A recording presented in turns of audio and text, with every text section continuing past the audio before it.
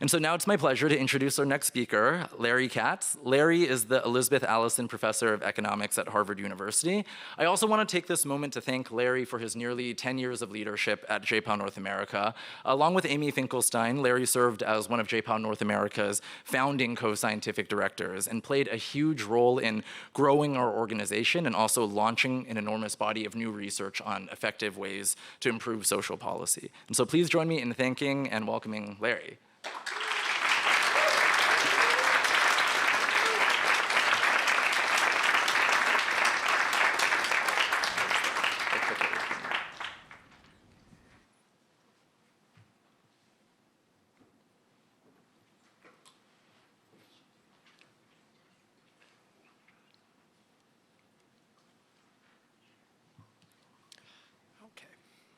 So as Vincent has already hinted at and is well known, since the 1980s, we've seen large increases in inequality in the United States any way you measure it.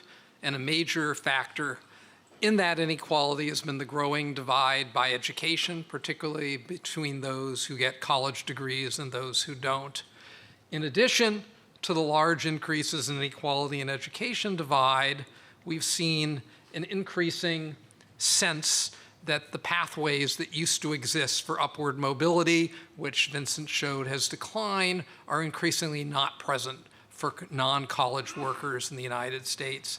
In fact, there's a growing segregation of who works for whom by education and by family background, so that while 40, 50 years ago, there was a very good chance you could leave high school and get, at least if you were a white male, a reasonable, high-paying job and career. Increasingly, while we have much more diversity in many places, increasingly your background plays a role, and lack of college is an important sort of issue in who moves into higher wage jobs. And I started, working on a lot of these issues in the 1980s as inequality was rising as a young labor economist. And I got an opportunity in 1993 and 1994 to work in the Clinton administration as the chief economist at the US Department of Labor and as a deputy on the National Economic Council in the White House. And one of the things we tried to focus on back then, which is sort of an issue today, are there ways to sort of use the programs then that the federal government was doing, the Labor Department, to try to increase upward mobility and create more pathways to high-paying jobs. And one of the interesting things we learned as we started reviewing what had gone on is that, in fact, there were a lot of randomized control trials, and they largely started in the US in the 60s and 70s and the 80s, and they largely focused on labor problems from the negative income tax, the first sort of large-scale randomized assignment social experiment, to a whole set of training programs. And so one of the things I did as chief economist of the Labor Department with an amazing research assistant, Jeffrey Kling, who is now the chief economist of the Congressional Budget Office, is we did a review of what we had learned from decades of experimenting and with employment programs and with training programs. And what we learned was a lot of disappointment. Not that everything didn't work, but that we were pretty good at helping people get jobs that they probably would have gotten a few months later. And that, which isn't nothing, getting someone employed for a couple more months, you could pass a benefit cost sort of test with a job search assistance program. But most of our training programs didn't break down barriers where people who didn't have, college degrees or didn't have the right connections could move in.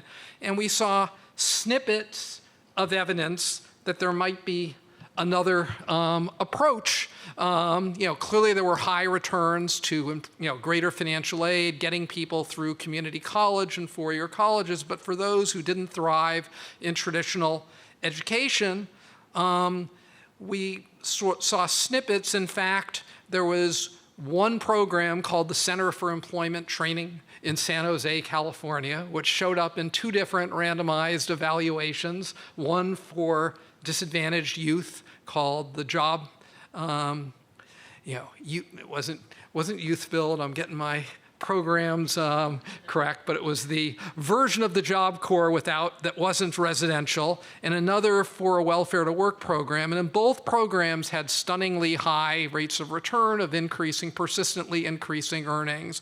And what we noticed in that program and in several others that seemed to have better evaluations is that they seemed to have more of a coherent sense of what they were doing than just providing training, just helping people search, or just providing soft skills and psychological. They tended to be integrated, and we started calling them what started a movement, sectoral employment training programs, where the basic idea was to find a set of jobs that today were available, where employers were having a difficult time finding workers that didn't require necessarily college degrees, but that also sort of had a pathway to higher earnings and a longer career, and work with sort of both providing the skills training that was needed, but also the sort of supports to get through sort of a training program, and the set of attitudes and attributes that are often called soft skills and savvy to sort of get the job and to hold on to it.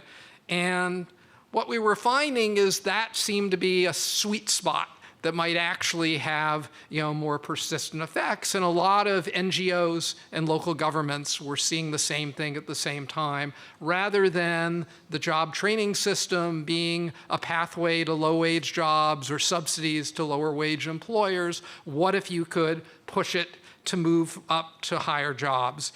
And starting in the 80s and 90s, and then in the 2000s, we saw programs arising. One of them, Year Up, which we're going to talk about, actually was founded here in Boston by a neighbor of mine, Gerald Chertavian, and has also been in 2 randomized evaluations and shown, as we'll see, stunningly good results. Another one, that was a program that sort of tries to place people in sort of tech and business jobs. The Wisconsin Regional training program, which worked closely with unions in Milwaukee and with employers to sort of think about sort of apprenticeship-light type programs. How could you get people into higher wage jobs in sort of 3 to 6 months of training?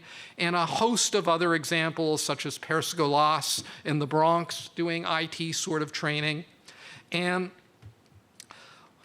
what we have seen is from a series of randomized evaluations since the time I wrote that program that in fact this sort of, very weak conclusion that we put out in our What's Working, What's Not report for the Department of Labor in 1994 actually seems to hold up rigorously in now 3 decades of randomized evaluations. And what we have seen now, there have been 4 large randomized evaluations, a couple that we've been involved in at JPAL North America, starting with the public-private ventures sectoral employment program, which tested the Jewish Vocational Services in Boston, another amazing NGO which helps people move into allied health professions, Perscolas for IT jobs in the Bronx and now spreading nationally, and the Wisconsin Regional Training Program, is that in all 3 there were striking, early short-run earnings, but then they persisted a couple of years, and since we've gotten data later that we're going to see much larger persistence. And they seem to, unlike getting workers into jobs like the ones they would find a few months later, they seem to be getting them into higher wage jobs where there were typically barriers for minorities and for less educated workers and less elite types of workers. And we've now seen follow-ups with similar patterns of results, 5, 6, 9, and even 13 years out persisting. And so what we did, I did in working with our collaborators here and with Jonathan Roth, a student of mine who's now at Brown, is we worked with MDRC on a new evaluation known as Work Advance, a second round of Perscolas that also included several other programs, and put together information from the other RCTs done on Year Up by APT and on Project Quest, which is a program out of Texas, which works in sort of nursing and in health occupations in Austin and San Antonio. And what we strikingly saw in these 4 large-scale RCTs of 9 programs is that in 8 of the 9 programs we looked at, and that's a pretty good run, we saw an initial drop in earnings while people are in training, and then a substantial increase from 10% to 50% in the first year. And then in studies that had 2 years of data, persisted for 2, and now in studies where up to 13 years of data, you see these effects persisting. And so on our colleague Nathan Hendren's marginal value of public funds, that is, given how large the earnings increases are, what's the ratio of sort of the benefits to the cost of taxpayers if taxpayers were funding this, they actually now show up, once you look at the long-term earnings, 5, 6, 7 years out, as having essentially infinity rate of returns, because the net cost to taxpayers is actually 0 or negative, because the increased tax payments from the higher earnings actually outweigh the cost of many of these programs in the case of Year Up or Perscolas, for example. So basically, what are the ingredients that go into these incredible returns? What we see in these programs is, first, they are not for everyone, and this is going to be a limitation. There is some upfront screening that goes on, but it's not, we're not upfront screening for having a college degree. It's sort of 8th, 9th grade, math and literacy, numeracy, and sort of motivation, being, showing up to sort of appointments to get in the program. So there is some screening, and a big issue going forward is, can we, create these programs, make them more inclusive for groups that get screened out? Second, there is real occupational skills training, whether it's becoming Apple certified today in something like Perscolas or Cisco certified. So there's attempt to get industry occupation certificates. And the idea here, the economics is, employers have a lot of incentive to train people for things that are idiosyncratic to the employer themselves, very firm-specific things. But if they train them in more general skills that are valuable in the whole industry, they risk losing them to poaching. So you may need an intermediary or an intervention to actually fund this. If workers don't really know what things are in demand, and employers aren't going to be willing to do it if you can get poached, that's the potential sweet spot where an intermediary can play a role. And that seems to be the types of skills that work well in these types of programs, whether it's coding up of health insurance forms with Jewish Vocational Services, IT, or specific business types of skills. You want things to have a market, not just be customized to a single employer.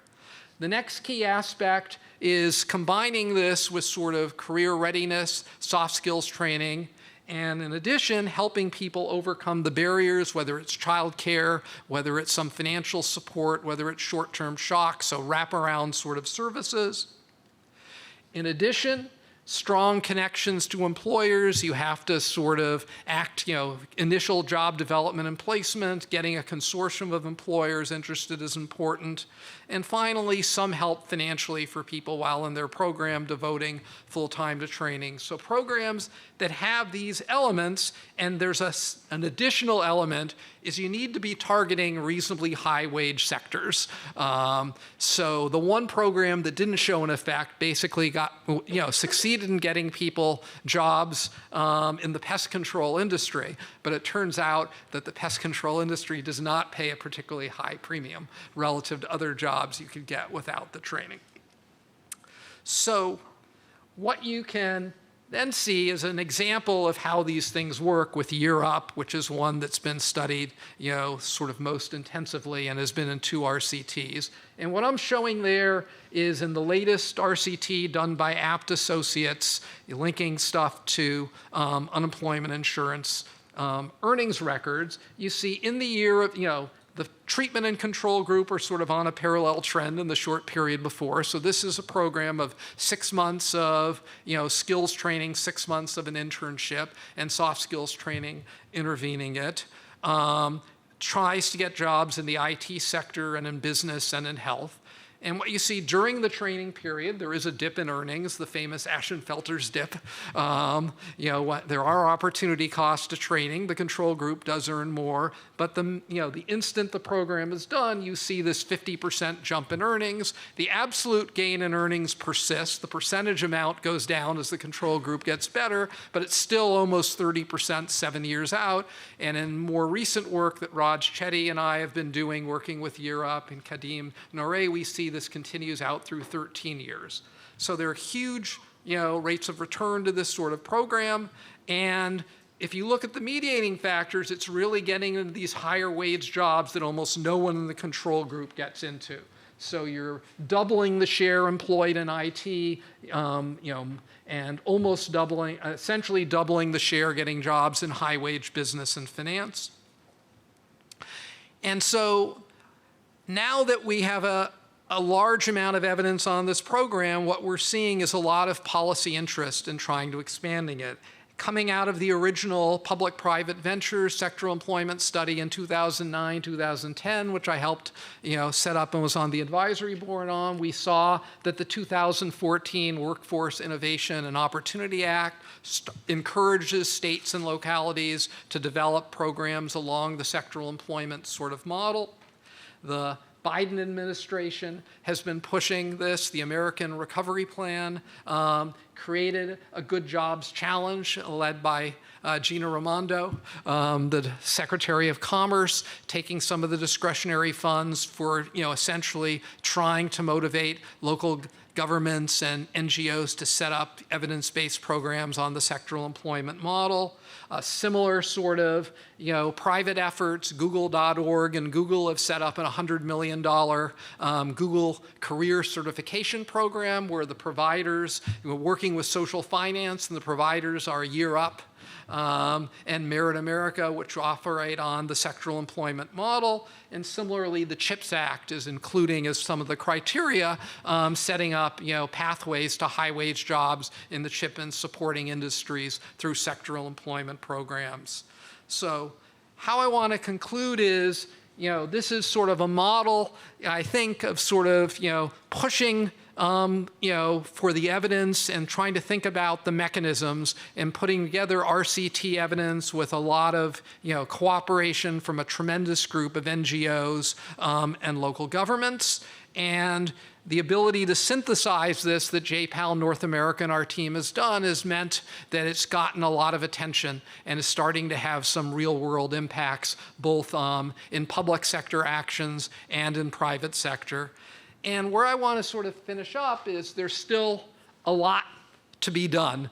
That is, we have these sort of micro pieces of evidence, but are we, to what extent are we creating new opportunities? Do employers who get to hire people through sectoral employment training programs then actually change their employment practices and are more willing to hire, say, minority or people with non-traditional credentials? Is an open question we want to learn more about. Is this the sort of micro foundation of breaking down discriminatory barriers and expanding productivity by reducing the fact that many talented people can't get opportunities, as in the case of Vincent's father, and the sort of program is another, the general equilibrium. And finally, what we're seeing is in other domains very similar positive aspects. In housing mobility work that we've done here at JPAL and been doing in the Creating Moves to Opportunity program shows again wraparound services working directly with intermediaries to help low-income voucher holders search for housing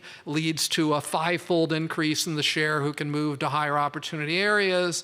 And programs like the ASAP program, accelerated study for associates program of MDRC does this similar thing in community colleges. And we're working now with Empath, a major NGO in Boston, on the AMP Up Boston program, trying to test a more holistic approach that combines the labor market, housing, and financial aspects. So the bottom line is not all of these programs work. There's a trail of decades of mediocre evaluations of labor programs, but there do seem to be some systematic patterns. And I think the sectoral employment model and the research energy and the NGO and government energy has gone into it is potentially one that can expand and try to increase those rates of upward mobility. And maybe in the tight labor markets we've seen the last few years, where we're actually starting to see some narrowing of inequality and reversal, programs like this could play an important role in trying to make those gains more durable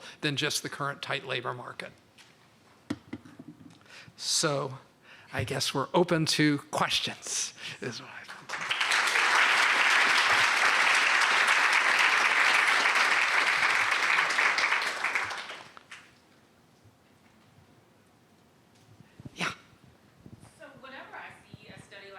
Always interested in are the gains that you're seeing, which is very exciting, persist across different groups, right? When you did the intersection of race and gender, yes. Did you see this persist across the groups in the same way? Right. So the one thing I should note about these sectoral employment training programs is they have a very diverse group of participants. So a program like Year Up is, I think, about 60% Black and about 25-30% Hispanic. Project Quest, which was a program, was largely Hispanic women. Perscolas is largely majority Black. So when we put together our broad study, you have these findings across all groups. It's difficult in any one of these. The sample sizes are a few thousand. So once you start, breaking them down into subgroups, it's very hard to tell. But our general sense of this is that it's not just sort of one group that's sort of getting it. It's, they're both, for Year Up, the impacts are a bit larger for women than for men. They look pretty similar for Blacks, Hispanics, and for other groups. So my general sense is in these specific programs, they seem to be working for a broad group, diversity, but we don't have strong enough evidence in each one, with the exception of the Year Up, which was a larger evaluation, to break them down by subgroups very well. What is key here is predicting where labor demand will be kind of going forward. How good do you think we are at that? Especially thinking about this in the current environment where I don't know what it does every week. Yeah, so I don't think we're great at that. The way we can get a sense of how we're not great at that is, looking at, the best, projections, the BLS projections each decade, and, one thing is about 40% of jobs each decade that get created are in occupations that didn't exist at the time they make those projections, so the world changes. It's hard to, do predictions for that. What I think you can, so I think this is less about predicting specific jobs and more about predicting, there is a set of training and sort of skills and attributes that you think will allow you to transfer to other jobs, is where I think we have a better chance of doing it than saying we know this. So Perscolas in the Bronx is an interesting example. So when I first started working with them, they were basically working with training people in I2T to sort of repair a lot of PCs. Go work in, Chase or, JP Morgan's IT department and be the help person for people working with, PCs and repairing their PCs. They then started shifting to sort of doing Apple certified training and working on, servers and stuff. But the same people who learned how to repair PCs 10 years later were still doing well because they had a transferable set of skills as the IT system sort of changed. So the key here is not to be so specific that you're targeting one job that has high demand today. So the two components is high current demand, but a set of skills that we think are going to be valuable and more flexible, as opposed to we're just training you on this one type of processing of insurance forms that one company uses, and then when that goes away, it's gone. So that's, I think, our lesson, because I don't think we're so great at saying what things are going to last, but we might be better at saying what set of skills will be durable. So there was one other question. I think I'm done.